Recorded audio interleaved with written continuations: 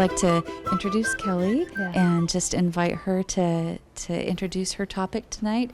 But before I do, I'd like to just acknowledge just those of you who came tonight and ask if there's anybody here who has any questions before we get started. All right. Cool. Well, without further ado, we'll pass it on to Kelly. Nice. Yeah. Do you have a copy? Okay. Hey, everyone. Thanks, Beth, for the intro. So tonight is an education night on psychedelic integration from the lens of peer support. So thinking about how we support our loved ones, whether that be a friend, a partner, a community member, family member, etc. I also want to say, too, that there is going to be some elements of this that are sort of experiential, where we practice some skills together. So I invite you to, when we come to moments where we're going to be sharing, share what you are comfortable with. Don't feel that you have to share beyond whatever your threshold is today just to participate in a demo. You can make something up, it doesn't matter. We're just here to practice skills and learn together.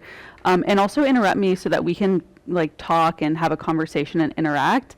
I definitely don't want to just stand here and speak at you, so be comfortable. Also move around if you need to. I am someone that cannot sit still for 60 to 90 minutes. So if you want to get up, if you want to stand, if you want to sit, if you whatever, just do that and take care of yourself. As Beth said, there's also water, tea, coffee, or tea, perfect. That's probably good. It's late. Okay. Yeah, so thanks for being here. I'm going to introduce myself a little bit. I'm going to run over here and just see how that feels.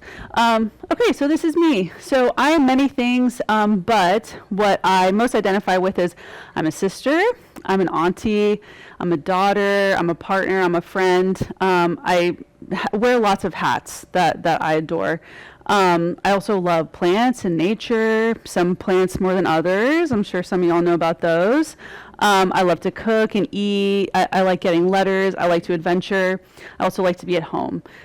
So I have many parts and many facets, as you all do. And what do? I am a licensed clinical social worker. I am a psychotherapist in private practice. I live in Bella Vista, but I see clients virtually. I'm also, I work at Fireside Project, which is a free psychedelic support line that I will plug right now.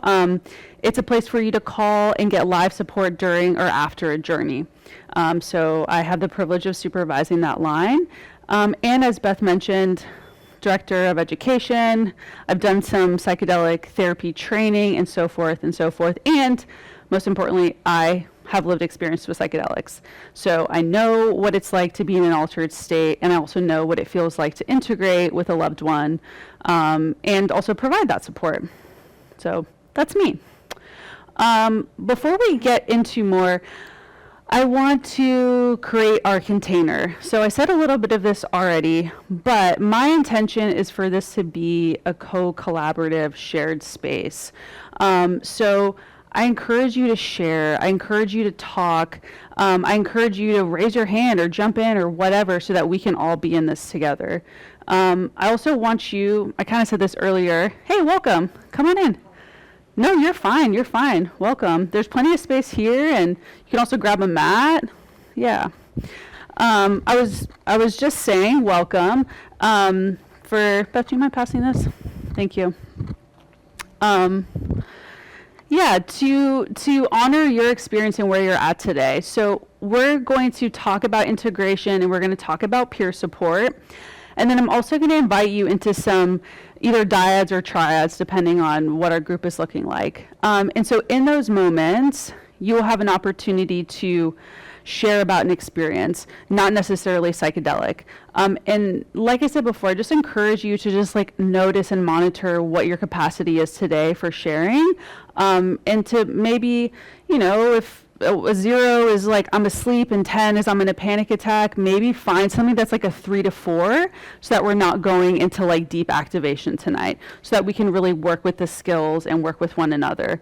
If anything arises, I'm happy to chat with you after if you need some space held for you. And I'm also going to shamelessly plug some of our board members, and I'm sure if there's something that arises during this workshop and you want to step out of the room, that would hold space for you. Yeah. Okay, any questions about this idea of creating a container together? This is our container. We have some ground rules. We have a shared intention, a shared spirit for being here. Cool. Okay. This is actually, when I'm in a group, I hate this part, when they're like, introduce yourself and say hello. If you want to do that, great. If you just want to be that person that doesn't say anything, that's fine. But I've introduced myself. I'd love to know who some of you are and kind of what your intention is for being here, or what your curiosity is. Does anybody want to share any piece of that? Yeah, thanks, Angie. Glad that you're here. I also want to add something too, because there was a portion that I said right before you walked in, is a lot of what we're going to talk about today and the skills that we're going to practice are intended for peer-to-peer support. So certainly with your clients, there'll be something here that you can take, but I want to be clear that the intention of this today is for me to support my friend, my partner, my loved one, versus in a clinical setting. That being said, you'll still definitely take something from this. Yeah. Cool. Thanks, Angie. Okay. And I'm sure everyone else's intention will become known as we chat with each other. Okay, so I feel like just based on what I've heard, most people here, if not all of you, have a familiarity with psychedelics. I'm going to talk just a little bit, but it's also here so that you have it as a resource to go forward. So these slides are all there. We can also email them. So some of this of like, what are psychedelics, I'm going to kind of breeze through so that we can spend more of our time on actually interacting with each other. But yeah, where are we headed? We're going to talk about psychedelics. We're going to talk about what integration is. We're going to practice some peer support skills. We can talk a little bit about other integration practices that maybe you suggest to a loved one or that you integrate yourself. And then there's some additional resources that I'll save for the end. Okay, so you all probably know this, but if not, what are psychedelics? So psychedelics are psychoactive substances that alter our sensory perception, our cognitive processes, and also our energy. Maybe more or less energetic, sleepy, alert, and so forth. You might hear them known as hallucinogenic drugs, hallucinogens, entheogens, plant medicines, and so forth. They can be chemically or plant-derived. The classic psychedelics are thought of as LSD or acid, mescaline, psilocybin, mushrooms, and DMT. And then there's tons of other psychedelics, and those being some of the examples there.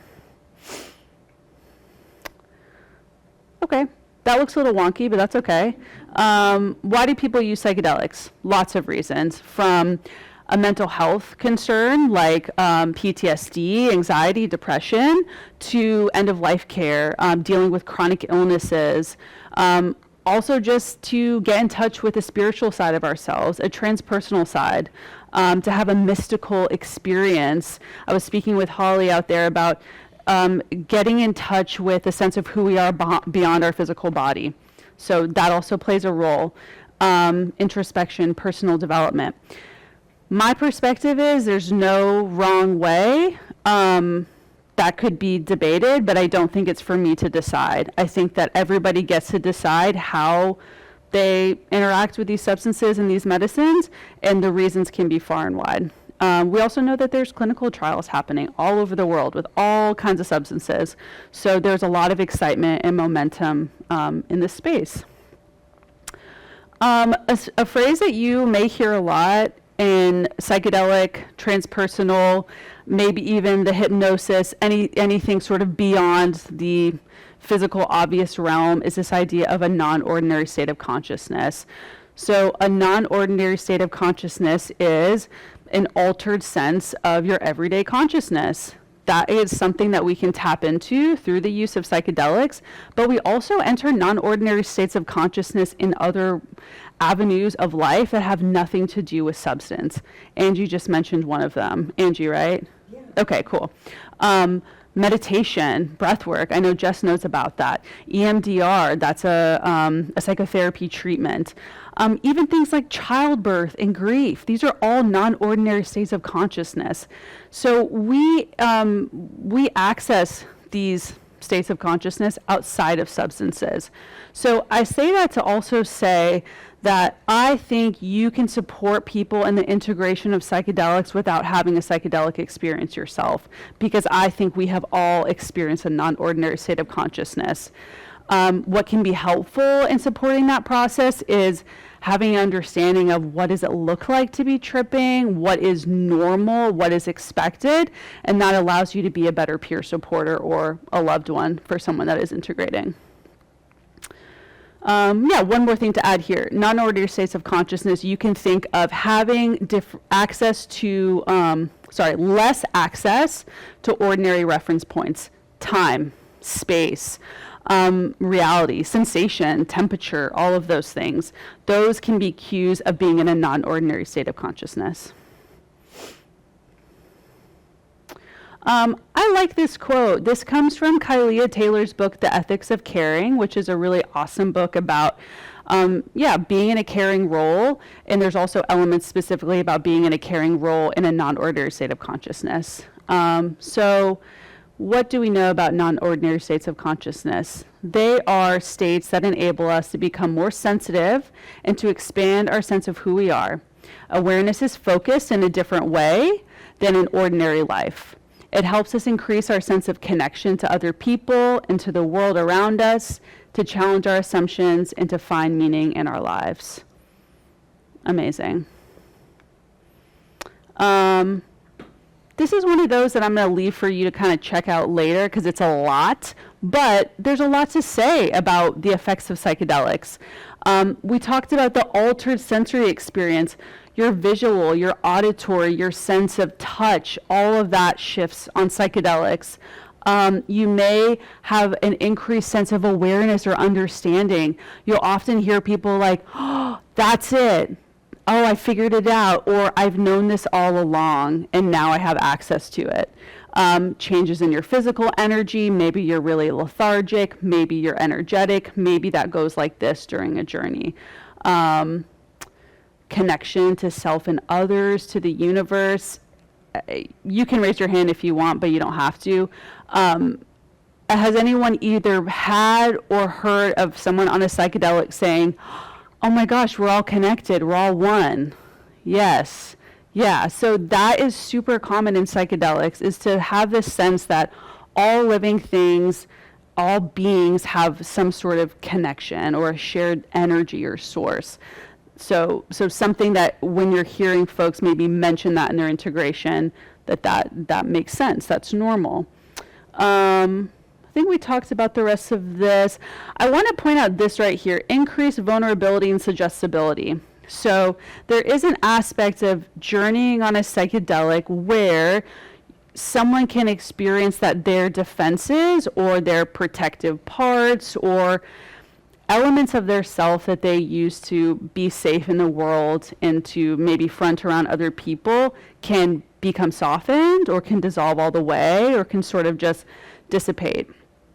That can be amazing and beautiful because it allows this opening for a different way of being or knowing or experiencing. And that can also create an increased vulnerability to suggestion, to ideas, to actions, to behaviors. So as we are supporting people, this is about integration, but I'll add this, as we're supporting people that are journeying as well as integrating, we want to be really aware of the vulnerability and suggestibility that is inherent in that space. And we're going to talk more about that, about really allowing people to be the expert of their own experience and to make that meaning that we're just alongside them with.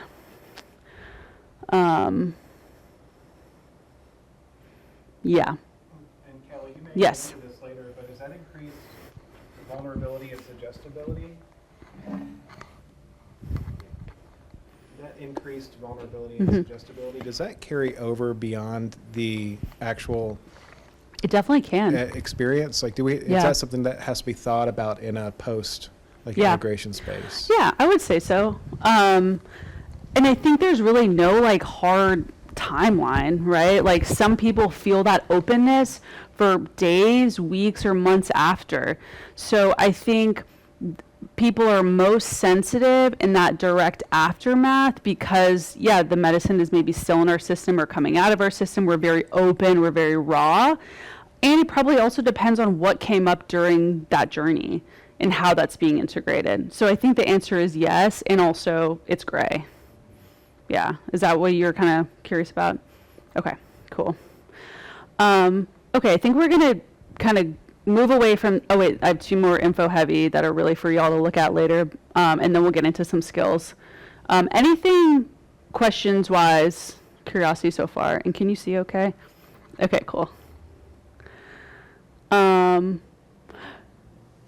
Yeah, I'll mention this. So challenging experiences happen on psychedelics. I've had a challenging experience. I've had a challenging experience in integration. So that can be normal and is often common. To your point, there are levels of vulnerability that come with challenging experiences. Folks might have a difficulty with normal functioning. Maybe that looks like sleep looks different, appetite looks different, energy, motivation, self-care, hygiene, all of those things may look different when someone's having a challenging experience and they're having a difficult time integrating that. Again, this idea of less access to reality or ordinary reference points. I've certainly spoken with people that days or weeks after, they're having a hard time with things like reality or time. What's real? Am I real? All of that. We're going to talk more about that.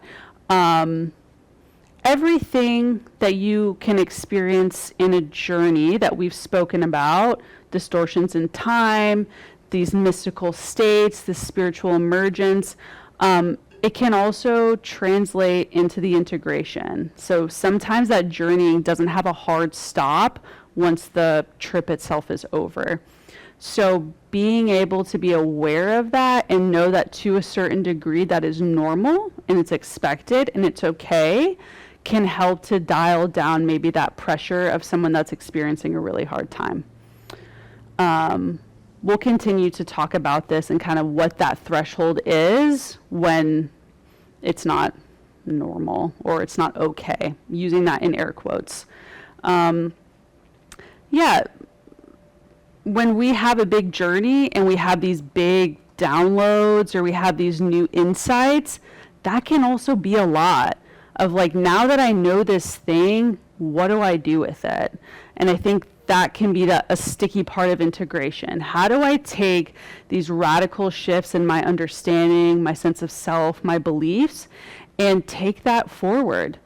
You know, I hear folks say, I had this huge experience, there was bliss, there was highs, there was lows, and now I have to go to the grocery store and do my laundry and like all of this stuff that just doesn't feel like it matters, but has to happen. So yeah, thinking about that, it can be complex, and we'll talk more about it. Yeah, pain and trauma, that can come up too, of course. And regression can happen. So I think that that's so important, is like your journey, you might have all of these great things happen, everything is blissful and exciting, and then you come back to normal consciousness in life, and maybe things get harder, and you're not progressing in the way that you thought or that you wanted. That can happen. That's also normal and can be part of someone's process. How is this sitting with y'all? This is a lot of information. Yeah. I had somewhat of a comment more than a question. Yeah, please. James, do you mind if Oh, sure. Oh, yeah. catch it? And this is for the recording, right? Okay, yeah, So cool. if you're okay. So I did. I sat with a couple nights in an ayahuasca ceremony, and I know you're not supposed to set specific expectations on having an amazing experience per se, but I would call it a harder experience. I was unconscious for a couple hours of it, and while I could see the good that came from it, I still feel like I arrived at kind of a stalemate in terms of my relationship to psychedelics because of how difficult it was and how it didn't quite meet my expectations. And I wouldn't say that it was regressive for me. I still think that good came from it, but I almost find myself a little too scared to approach this whole kind of class of plant medicines. Yeah. And so I guess that's just my relation, to the challenging experience part of this is that I still find myself thinking a lot about what it means for me. Right. Yeah. Yeah. Thank you for sharing that. And I'm curious, you said, I'm still trying to figure out what it means for me. Are you comfortable saying when were those journeys that you had? Sure. Yeah, so that was that 2019? And so that's 6 years ago. Yeah. And and it's I guess I enjoy being in this space because there is a lot of healing taking place and a lot of learning. And I guess part of my being here is just observation and maybe like tiptoeing toward experiencing those things again. But Sure. yeah. Yeah. Thank you. Remind me your name. James. James. Okay. Yeah. James, I'm really grateful that you brought that up because you point out something of that, like 6 years later, you're still integrating, right? Maybe almost 7. We're almost in 2026. That is normal. You had a huge experience from what I can hear, and you are still working to make sense of it. And it makes sense to me that that takes time. It sounds like what I'm hearing is that you have an enthusiasm about knowing like maybe why or what is there for you. And you're also very much still in the process of figuring that out. Yeah. So that feels like an important point to me. Integration is not time bound and it's not finite and there's no linear process. We are talking about deep, personal, spiritual, transpersonal work that is extremely complex and layered. I myself have journeys from 2018. I've spoken to people at Fireside Project that are calling about a journey they had in the 60s that they are still integrating and making sense of. All of that is normal. And then you will also have a journey where it just clicks and you are at ease with it and it makes sense. That is also normal. So thank you for bringing that. Okay, any other thoughts here? I share this because I like it. I like this image. And it's also important to ground ourselves in the context of these medicines. We're in a psychedelic renaissance now, but psychedelics have been around for thousands and thousands of years. This is so human for us to explore and discover in these ways. I'm going to send or make sure you get the slides if you want them. And then the link to this is there, and there's more awesome infographics like this. Not going to go over all of this, but again, a resource for you to come back to. This is a brief-ish contemporary history of psychedelics. I think it's important to ground us in this idea of, 1930s, 50s, into the 60s, we started seeing a lot of energy around psychedelics, a lot of research. And then we start to like enter war on drugs phase, heavy criminalization, and now we're kind of slowly reemerging. So this may be important for folks who grew up in the 90s and the 80s, for people who were around in the 60s and the 50s and saw these waves, and how that informs their experience or their integration, their sense of understanding or safety with some of these substances. So, something for you to research and think about. Where do psychedelics stand today in the U.S. and Arkansas? Most psychedelics are Schedule 1, right? That hasn't changed since I put these slides. I'm looking at my crew. Okay, great. Certain ceremonial uses, for example, of peyote is federally protected. There are some states, I clearly haven't updated this because now we have New Mexico, where there's a legalized supervised use of psilocybin. Obviously, we're seeing ketamine here, there, and everywhere. Certain cities have decriminalized plant medicines. We had a similar effort here. And then just because there are neighbors, Missouri is also allowing for legal psilocybin treatment for veterans or end-of-life care. But where we are in Arkansas is that most psychedelics are still Schedule 1, cannabis and ketamine are medicinally available. And I still have this on here. I'm not sure if that is still an active website, but It is today, It but is. it might not be. It might not be. tomorrow. Okay. I don't know. yeah. But again, this grounds us in where we live now in this moment in time. Okay. Any legislation to change Mhm. that? In Arkansas, I think there's others I could speak to that and let you do that. It's being worked on. Jake, do you want to say anything? Put you on the spot? Yeah, we kind of put together a task force to work on some things like that. We're thinking about trying something for mushrooms, but it won't be until the 2027 legislative session, so we have a little time ahead of us. But to our knowledge, nothing has been tried yet so far in Arkansas up to this point concerning psychedelics in that aspect. We do have a draft bill and a possible sponsor, so, I don't know how much we can say about that yet, but. Yeah, it's being worked on. Nice. Yeah. Yeah. Okay. So I want to pause for myself and for y'all. How is this landing with you? What is integration? Does anybody want to shout out or share what their thought or experience on integration is? And my perspective is no wrong answers. You're the expert of your own journey. Integration. Yep. Also, here, I saw Jess go. Yeah, go for it, Jess. She's the director. Go, yeah, Jess, as our director of integration. This is coming from my heart, not from being in integration circles. But, Perfect. I see integration as the experience that you take with you after having a psychedelic experience or a similar experience, and how you carry that new response with you into your community, into your world, into your being, and Totally. just that's the way I think of when I think of integration. Well, Yeah. there's a couple of different Mm-hmm. definitions I can think of, but that's what comes to mind first here Yeah. tonight. So. Yeah, great. I love that. So I think I heard this idea of whether it's psychedelic or other events, taking in new information and figuring out what am I going to do with this in my community, in my life, in my relationships. Yeah, that resonates. Go for it, Beth.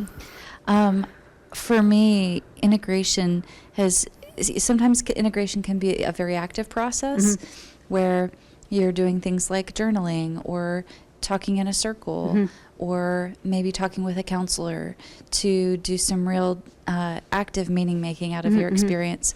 But there are ways in which, for me, integration can be a very unfolding experience. Yeah, right. Yep. Where you don't have to put so much pressure on you to get everything right, as if, now I have the answer, now my life has to be different. Right. Yeah. But that unfolding process is something that you can kind of see it in hindsight. You can see maybe 6 months down the road or a year Right. down the road, wow, Yeah. things are different. Yeah, right. And Yeah. it takes a long time for that to kind of percolate through the system. Totally. So that can take a lot longer, that Yes. kind of unfolding. Yeah, I like that. I like that unfolding idea, and like this idea of looking back and seeing that was happening and maybe not being aware of it in the moment, but then all of those little shifts or adjustments start to add up to something that you're aware of. Yeah, totally. And just the unfolding of letting it unfold as it comes. Can be an intentional aspect, and it can just be continuing to exist with this new information, this new experience, and letting that be what it is. Yeah. Yes, please. When I first heard the word integration, people kind of selling their services for integration, I didn't really understand the need for it because my previous journeys had been, I integrated them pretty easily myself. Yeah. But then one journey completely kind of disintegrated Mm-hmm. my consciousness. Yeah. And then I was like, oh, well, I need to like reintegrate. Mm-hmm. I need to Mm-hmm. like figure myself out again, Totally. because everything sort of got all Mhm. jumbled up. Yeah, yeah. Yeah, I'm hearing this idea of like the coming back to yourself. You had this journey, a lot arose, you mentioned a disintegration, and then it was like, how do we bring that back together and come back to me? Yeah, and it sounded like that was more of an active process than you had for other integrations or other journeys. Yeah, thank you for that. And a very valuable point that every journey and every integration looks different. There's going to be some where it clicks, it makes sense, it's easy, and then there's going to be times like this where your whole sense of self or reality is shattered and you have to figure out what to do with all those pieces. Yeah, thank you for that. Okay, so a quote that I like about integration is that psychedelics do help us, but obviously they also make us very vulnerable again, and things might come up. Having somebody witness that and validate those feelings that are expressed and shown can be incredibly healing for people. Two words that I really love in this quote are witness and validate. There is time to make meaning. There's time to connect the dots and investigate and all of that. My perspective is that more often than not, you've heard me say it a couple of times, we're the expert of our own experience and our own journey, and having the support and the container to explore that, to be witnessed in our process and to be validated, that sounds like a lot. Wow, you went through a lot. That can be enough for somebody to access whatever those insights and answers are that they need. As we go through the rest of this, I invite you to think about integration like, I'm here, I'm the journeyer, and I'm here as the person that is supporting them through integration. If the journeyer takes a step forward, I take a step forward. If they take 10 steps back, I take 10 steps back. I am not leading them, and I'm not going behind them. I'm going at exactly their pace with them. That's a visual that helps me. So if it helps you, you can use that as well. I like this image. If anybody knows Angie Leak, I know a lot of people here do. I think Angie was the first person that showed me this. And this idea of the hero's journey. So you see here at the beginning point, here's our little journeyer, feeling the call to adventure. And perhaps that's psychedelics, perhaps it's something else. And we go through all of these different stages on our journey. And when we cross over into, in this special world, the non-ordinary state of consciousness, whatever that may be, we start to experience some new experiences. We may have tests, we may approach our innermost self, we have ordeals with our shadow selves, we have challenge, and then the return comes when we are coming back into ordinary world, and now we are, in our case, we're integrating. What happened? What did we learn? What do we take with us? And how do we become a master of two worlds? How do we become the master of everything we experience in the special world, our non-ordinary state of consciousness, and match that with our ordinary world and our ordinary consciousness so that we can have some harmony there. And then you see this little person with a crown on now, ascent to a higher plane. So this is a nice image when we think about the journeys that we go through, our meaning-making process, and hopefully our return home to ourselves with some new information. A few other words about integration. Jess said some of this. Beth said some of this. Zilpha said some of this. Allowing time for unfolding and meaning-making. Empowering our inner healing wisdom. The innate power that we all have inside of us to find healing and to care for ourselves. nonlinear healing, nonlinear integration. Sometimes it goes like this. Sometimes it's more like this. That's all fine. Sometimes it's a spiral. Identifying the experience. Maybe integration is just putting words to what happened. We don't have to understand it or unpack it. We just have to say, and then I saw this, and then I felt like this, and then this. Oh, right, that's what happened. Okay. It's just maybe describing it. Integration is also leaning on our support system, which is why you all are here, to be supportive for yourselves and for others. What are the things that keep us safe and protect us? How do we cope? How do we process? This really nice idea of moving towards wholeness. I love that for integration. And again, regression may happen. So these are some ways that you can speak about and think about integration.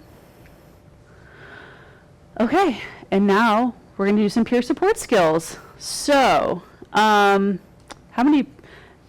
everybody want to participate? Is there anyone that's like, I would rather just be an observer today? Because that's also probably James. Yeah, great. Cool. 1, 2, 3, 4, 5, 6, 7, 8, 9, 10, 11, 12. Okay, so actually we have 12 people, so that is a perfect setup for dyads. So what I would love to do is invite you into a dyad, and we're going to practice some peer support skills. So why don't we do that first? Why don't you get with whoever you want to do the dyad with, and then we can talk about what we're going to do so that we can move and shift around. Does that feel good? Okay. So let's see what we have first. Okay. So I want to talk, while you're in your dyads, I want to talk briefly about reflective and active listening, because that's what we're going to practice first. So sorry, you're like turned around now, you can't see it, but reflective and active listening, it's a way of communicating that indicates that we are hearing someone, that we are absorbing what is being shared. It is an acknowledgement that anything that arises is okay. We can hold that. It's an acknowledgement of emotions that are being shared. And just don't look down here. Just look at that for now. So reflective and active listening is so how are we letting someone know that we are hearing and understanding what they're saying? We reflect it to them. So an example could be, do you mind if I use your example, James, briefly what you said? Okay. So James shared with us earlier that, do you use he, him pronouns, they, them? Okay, he, okay. So James shared earlier that he had an experience in 2019 with ayahuasca that was extremely challenging, and that he is continuing to integrate and to understand. So when James shared that, my thought is, let me reflect what I'm hearing to James so that he understands that I understand him. And so part of what that sounded like was, what I'm hearing is, you had a really big experience that you are continuing to understand. It sounds like that was a really big journey for you. Does that sound right? I can hear how big this experience was for you. Wow. I hear you. Whoa. Or, yeah, wow. Right? If that's what you're feeling, if that's what's being expressed, reflect that back to them. So what I want to invite you to do in this next dyad is, we're going to alternate, and the first person is going to share about an experience on a 0 to 10. So 0 is I'm asleep, 10 is I'm having a panic attack, a 3 to a 4 of something that was challenging that you dealt with recently. Can be anything. It can be the package didn't come when it was supposed to, and now I'm screwed. Or somebody was rear-ending me and it pissed me off. Whatever, you decide. So pick something that's going to be in that 3, 4, maybe 5 range. We don't want to go full activation and sort of like not be able to contain that tonight. So the person will share for about 2 or 3 minutes, and then the person that is supporting, or let's actually do it this way, share for 2 minutes. The person that is supporting, just use reflective listening and active listening. Do not do anything other than reflect what you're hearing. And that's going to feel really weird because that's not how we normally talk with one another. But we want to practice these skills so that they feel easier, more accessible, and so that they start to feel normal. So we'll do 2 minutes of sharing and reflecting and using active listening. And then we'll do a quick 1 minute of just like, how was that for you? How is that for you? Okay, let's reset. And then the next person's going to go. So we'll give ourselves about, let's say, 5 to 7 minutes total for this practice. Okay, let's pause. Let's pause. And for the next minute or so, just connect with your partner about how that went. So the person that was supporting, I would like you to just share, how was it to just use reflective, active listening without inserting any other skills or communication? So just spend about a minute about how that was for you, or maybe what you noticed. Let's pause that debrief. And then we're just going to switch roles for the next 2 minutes. So whoever was just supporting, you are now going to share about a challenging, annoying experience. And the other person is going to support by just using the reflective and active listening. And I meant to say it before, but if you get to a moment where the person is sharing and there's not a place for you to jump in, just going, yeah, oh, wow. That can also be active listening. So don't feel like you have to jump in with some words. You can also just show that through your face and through the sound of your voice. So switch, 2 minutes. The other person's going to share about a challenging experience, and then the other person will support them. Okay, so I'm curious. I know one of you already shared how it went. So if the other of your dad wants to share now to the group or whoever, how was it to just like use the reflective and active listening? Whoop, okay, we're back on. To sort of like withhold. That's my experience sometimes with reflective listening. I feel like I'm withholding and it's very simple. What was the experience like for y'all to provide that kind of support? Differently. Yeah. I wanted to mansplain some things. Yeah. So you said the withholding, the Yes. restriction. I feel that too with active and reflective listening. And I think, first of all, yes, relatable. And that points out something that's really, really important in this work is, and it was on an earlier slide, is requires us to do our own inner work. What is coming up inside that I need to explain more, and I need to say more, or I need to mansplain, or I need to give advice, right? That is not always needed. This was a solutions-based interaction that they had, and a solution was needed. Strategies were needed. Often with integration and processing, that's not needed. It's just the holding and the witnessing. And so you and I have the same experience. There's a restriction of like, I have so much more to say, but this is not the place for it. Did anyone else feel that kind of like, ooh, I feel like I want to say more, but I'm kind of holding back a little bit? Yeah, yes.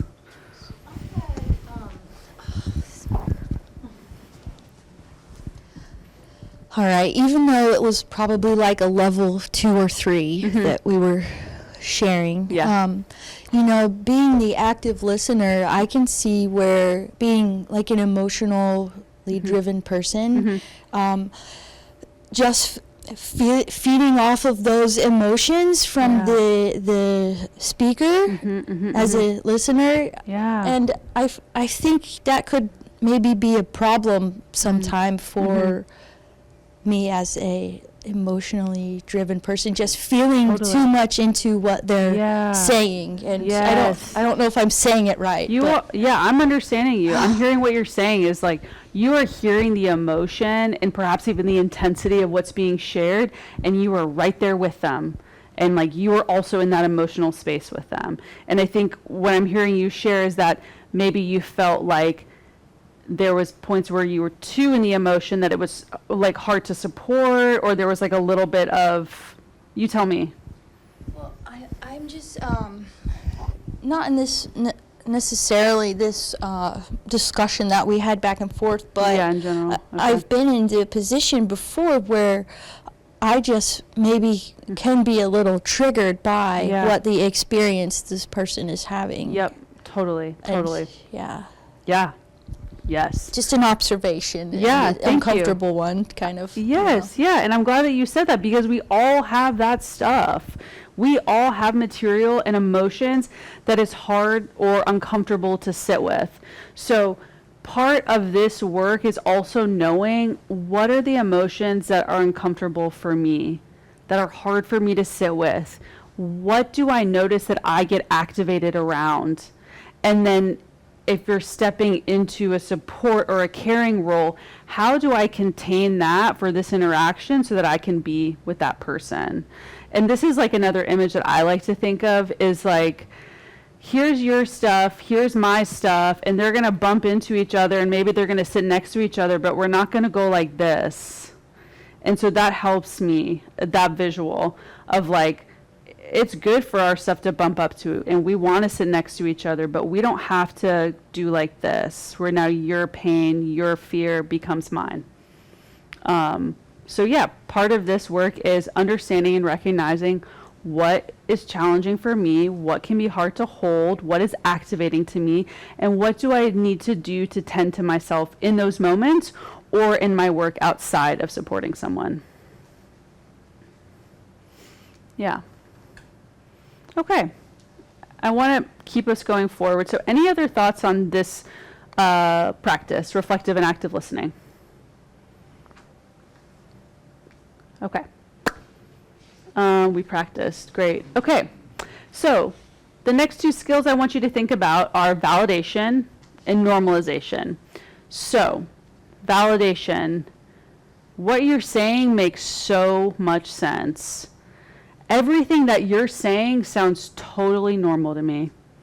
How powerful is that when you have had a huge journey, a crazy journey, something wild happened, and you are like holding it in, and is anyone going to understand? Is this going to make any sense? And then you say it and someone says, that makes so much sense to me. I absolutely hear where you're coming from, and that feels understandable to me. Letting go of some of that pressure. So, meeting people where they're at. That's your experience. That is so valid. I'm right here with you. Reassuring that what they're feeling or experiencing is normal or within a normal range. So that is why understanding what do the effects of psychedelics look like can be helpful to normalize. Oh, you said that you all of a sudden wanted to put on like every sweater ever that you had and be really, really cozy. And then once you did that, you wanted to take it all off. Sounds normal. Yeah, I get that. That makes sense to me, right? Your body temperature is going like this. You are assessing what does my body need, and that is shifting from moment to moment, right? That's normal. That makes sense to me. Also allowing for any challenges that come up. We've heard about people sharing about challenging experiences that they're continuing to unfold and process. Yeah, that is so normal that this is taking time, that there are so many layers to this, that this is complex, that right when you think you figured it out, something new comes into the fold. That makes sense. Also validating that clarity will come with time. We heard a couple people share about journeys that happened years ago. I've heard people have journeys decades ago, and they're just finding clarity. Things are making sense now. Totally normal. This is deep, complex work. Your experiences, the space you provide for yourself is going to allow all of that to become more clear with time. Encouraging folks to slow down. Beth spoke about this, the unfolding. There can be intentionality around integration. I want to figure it out. I want to get the answers. I want to check.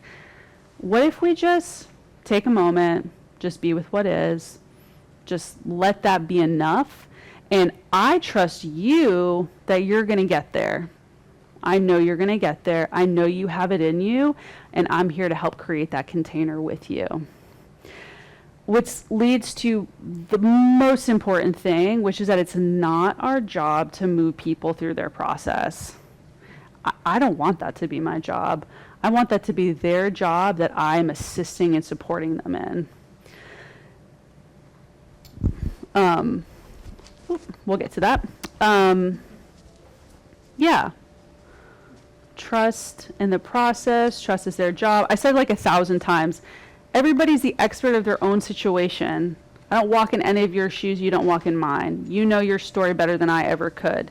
So how do I support that? How do I help you to have the right conditions in the right container to elicit that?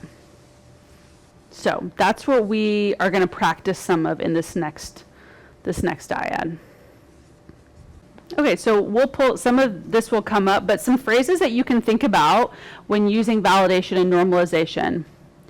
I understand how important that was for you. I understand how impactful this journey was for you, and that makes so much sense to me. It makes sense that you are feeling uncertain.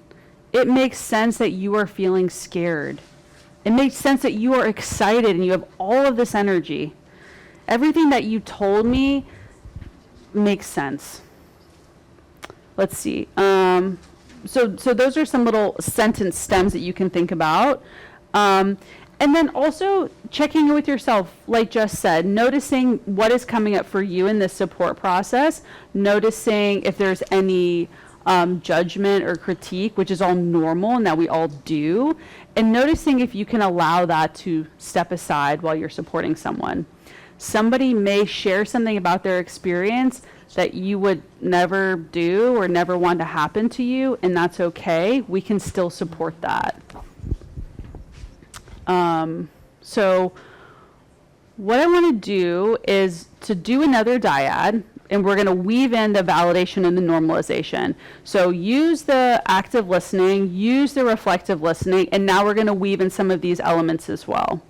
And so let's see, I'm trying to think of, for this exercise, let's think about an experience that was surprising. And that could be a good surprise or a not so nice surprise.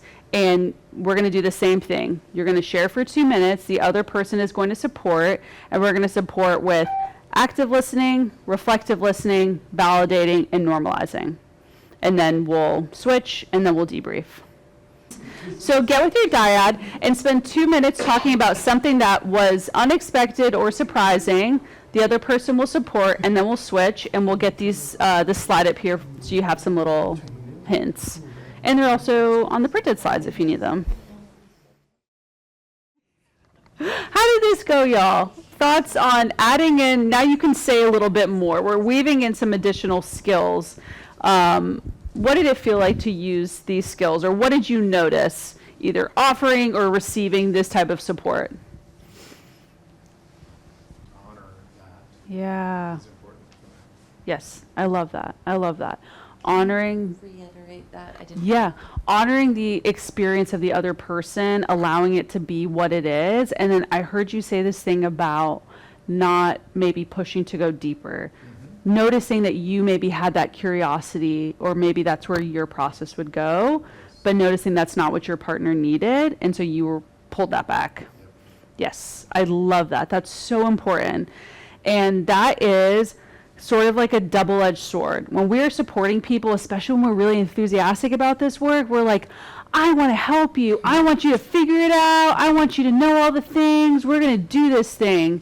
And sometimes that's needed, and sometimes it's really not. And just knowing, and where are we inserting our process, our way, how we would do it into the other person. And knowing that we don't have to go deeper. We don't have to go deeper. We can stay right here. If that person wants to go deeper, they will let us know, and we can trust them to let us know. We can trust them to take us there. Maybe you know the person that you're supporting, and maybe going deeper is an edge that they're working on. We can ask for consent. Is this something where you would like some gentle questions to kind of probe a little bit? Is this something you want to dive a little deeper in? Would it be supportive for me to go deeper with you, to ask you some more questions that I have a curiosity about? So checking in and asking for those things before we start to lead. Yeah, thank you for that. Yeah, any other thoughts on this practice? Yes. So is the question like, and how did, is the question like, how did that make you feel? Mm-hmm. Leading them places that they wouldn't want to go, or is that a normal question to ask? Yeah. Or? To me, that feels like an open question. And you could also consider an alternative way of like, would it be helpful to talk about how you felt in that moment? Are you interested in sharing about the emotions that were present for you? And just weaving in a piece of consent of asking. But I think that your question is already pretty open and broad. Versus, sounds like you were feeling sad. Were you feeling grief in that moment? Yeah, that's what I thought, right? That feels a lot different than, you know, how are you feeling? What came up for you? Yeah, thank you for that. Other thoughts or curiosities? Yeah. There's been kind of I guess this is more of a comment. Yeah. But one of the things that I think those of us who have been thinking about psychedelics for a long time have noticed is that, you know, there's this part of the psychedelic renaissance when we were all really enthusiastic about psychedelics. But along with that enthusiasm came a discomfort of with acknowledging that sometimes things aren't, you know, they aren't easy, or they aren't blissful, or they we might even have, you know, problems that arise. Totally. Yeah. And so I think we're all learning how to sit with that discomfort of somebody saying, you know what, I had a really crappy experience. Yeah, totally. And it sucked. Totally. You know? Yeah. Yes. And knowing what to do with that, and being willing to acknowledge that the nuance that it's not a cure-all. Yeah. It's not a silver bullet. Right. We as a community have kind of had to go through this process of learning how to sit with and listen to and validate and normalize good and bad experiences. Absolutely. Yeah. You are naming something that, I don't know where I heard this, but this idea of just sitting in the muck. You are just sitting in the muck with someone. We are not trying to make it better. We can't make it better. It's just muck. It's just dirt. It's just bad. And just being okay to just sit there with them. And that is where that inner self-work comes in. How do I do that? And how do I know my limits and my capacity to the type of support that I can provide? And then when do I hit that limit? What do I do? And that's probably a conversation for like a whole nother night. But yes, that is huge. And just to add to that, like sometimes, you know, you might decide, this isn't my medicine. Right. Totally. And that's a valid, you know, conclusion to come to as well. Absolutely. And we need to be okay with that too. Right. Yeah. So that's something that as a community we're having to come to grips with, is that this isn't for everybody. This is not for everyone, and probably shouldn't be. There are some people where their system cannot tolerate this, and that's okay. So yeah. And sometimes people have experience and they will never do psychedelics again, for better or worse. That's okay too. And they may be processing that for the rest of their life. Yeah. Yeah. Anything else you wanted to add to that? Okay, cool. Cool. Any other thoughts? Got a couple more slides of just like some little tidbits, things to think about. Whoa, okay. Practice, we did that. Just some other things that I want you to think about when you're supporting folks. As a person that is supporting, I don't have an agenda, I don't have a goal. If I had a goal, it's maybe to make you feel understood and to make you feel comfortable if that's what you're needing. But I am not giving advice unless that is explicitly asked, right? If somebody says, I just really need some advice. What would you do? Or what do you have an idea of what works for you or what works for other people? That's a great moment to then say, and we'll get to some integration practices to offer some of that. But in general, just challenge yourself to lean away from advice giving and from telling people how it is. Walking alongside rather than in front or in back of them. We have no idea what healing or wholeness looks like for any one person. I couldn't say, only you know. So taking that off of our radar, that I know what healing is going to look like for this person, and what a great burden to push aside. I don't need to carry that. This person knows. Having an open mind, the presence, the witnessing, unconditional positive regard. I know without a doubt that you have everything inside of you to figure this out, and with the right conditions and the right support and the right container, you're going to find the answers that you're looking for. Supporting an intuitive process. This idea that we all are intuitive, that we all know what we need, we just need the right container for it. And that we can also tell that to people and encourage them that they have that, and then see what unfolds from there. I'll come to that. Okay. Sitting in the muck. We talked about that. Doing your own work. We talked about that. Awareness of the emotions that are difficult for us to hold. Being okay with there not being an outcome, an answer, or resolution, right? Maybe your friend had a big mushroom journey and they're planning to come over to your house that weekend and talk it through. And y'all talk for 3 hours and there is no resolve. We are still in square one. That's fine. That's okay. Be aware of the desire to fix or to solve for someone. You are really scared and really sad, and I want that to go away. I need that to go away because I can't sit with this, right? Being aware of that and noticing that and dialing down that expectation that we have for ourselves that we need to solve for this person. We do not. We do not. There is a acronym, I don't know where it came from, but I know it circles around in the therapy space, and it's WAIT, that's the acronym, and then it stands for Why Am I Talking? So that is helpful. That is really helpful when you are supporting someone, and if you notice that maybe you're doing a little more talking or explaining than the other person, wait, why am I talking? This isn't about me. This isn't my journey. This isn't my mind to solve. And what a great burden to release. I don't need that. I can be there alongside you and support you, but I don't need that job, and it's not mine to have.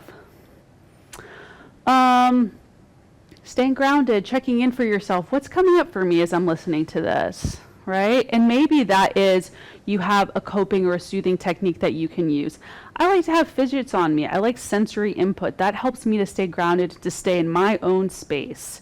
You will figure out and learn what that is for you. You might also notice what's coming up for me emotionally and physically. I'm noticing that as I'm in this room with you all, I'm getting hot because it is warm in here and I'm moving around a lot.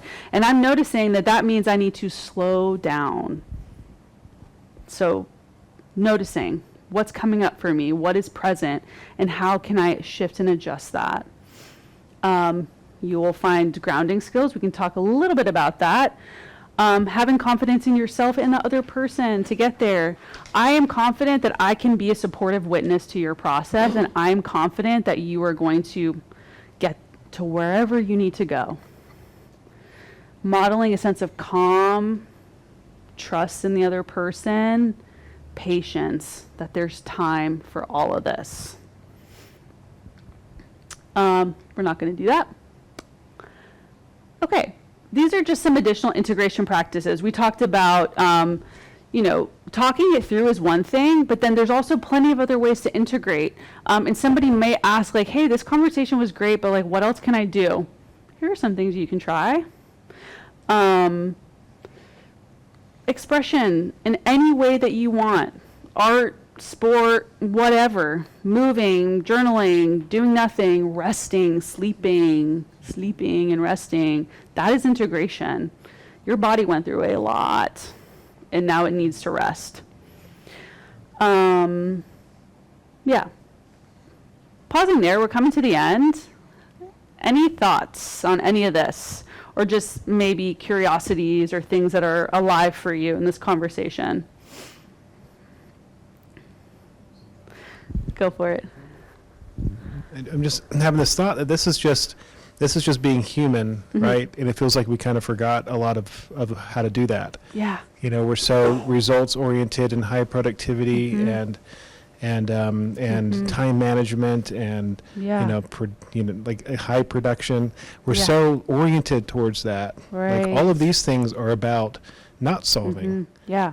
Waiting, listening, not speaking. It's all kind of, it's the anecdote to that tendency that we've been indoctrinated with. Yeah. Do less, basically, is what I'm hearing you, is that this work is just maybe doing a little bit less. We don't have to make a checklist of integration. We don't have to do all of the things on this list. We can just dial it down a little bit and trust that there's a natural unfolding that's going to happen because we trust ourselves to do that. Thank you, Joseph. Anything else? Let's see what we have on the next slide because I don't remember. Okay, when to seek additional support. Sometimes peer support is not enough, and that's okay. When do we seek additional support? And by additional support, I mean could be a therapist, could be a psychiatrist, could be a doctor, could be the emergency room, could be a support group, etc. This is probably speaking more to like we need a higher level of care that's beyond a peer. So safety concerns arise. This person is not able to keep themselves safe, or they are telling you that that may become a problem. Persisting perceptual alterations. There is a period of time, and even so, this is a gray zone, where certain perceptual distortions, maybe visual, maybe around time or reality, will persist after a journey. For some people, that can be days. It can sometimes look like weeks or longer. Sometimes that can be okay, and sometimes that is a reason to seek a higher level of care. So my thought is, if somebody's experiencing this and it is causing a lot of distress and they are not able to function as they would like, that would be a marker to seek additional support. Deterioration of functioning, mental health, not able to care for themselves, really extreme changes in behavior. It is normal for people to have a psychedelic journey and then want to make changes in their life. It is probably not helpful for someone to have a psychedelic journey and the next day want to end their marriage and move across the country and quit their job and all of that. That may be a space where they need some extra support to contain everything that arose. And then also maybe just some deeper support or connection. Maybe speaking with a therapist, a counselor, an integration coach, whatever, to help make sense of everything that came up. So, peer support is invaluable. I think it's such a special way to connect. We strip away some of that hierarchy that I know and I'm teaching you. That kind of goes away. And I think in that space, we can have a lot of really amazing connection and insight and sharing. And sometimes we need a little bit more. So know what that line is for you, or maybe you can support someone in determining what that line is for them. Yeah, and I think, questions, reflections you guys are comfortable to ask. So I'll go to the last slide, which is some resources. So some things that you can think about, look up, and then if there's anything you're looking for, please ask me or any of our board members, and we will connect you with what we know about. And also we can get these slides to you if you would like them. I know the printed ones are kind of dark and small, but I was, just in case, that's why I brought them. There's also a digital version that I can share. So that's all I got. Thanks, guys. Bravo. Thank you. Thank you so much, Kelly. Yeah. We are so lucky to have Kelly on our board. You're an excellent educator and just a Thanks. wealth of information, and that was such a wonderful presentation.